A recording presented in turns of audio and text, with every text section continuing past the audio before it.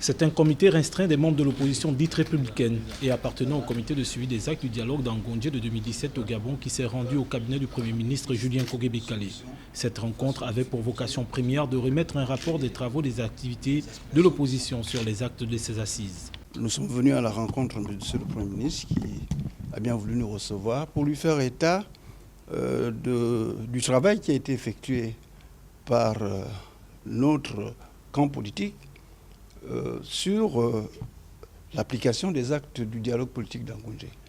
Nous avons donc remis solennellement à M. le Premier ministre un rapport effectué par nos soins pour qu'il puisse le transmettre à son Excellence, M. le Président de la République. Dans ce rapport, nous faisons le bilan de l'application des actes du dialogue politique d'Angondje.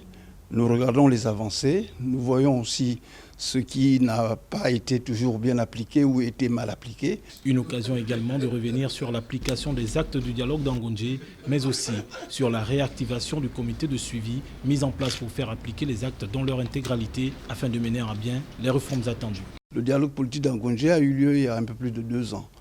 2 ans après, il est important de faire le point sur ce qui a été appliqué, sur ce qui a été bien appliqué, sur ce qui a été mal appliqué, sur ce qui mérite d'être poursuivi, sur ce qui mérite d'être corrigé. Parce que le dialogue politique d'Angondje n'est pas un document qui dit à la lettre tout ce qui doit être fait.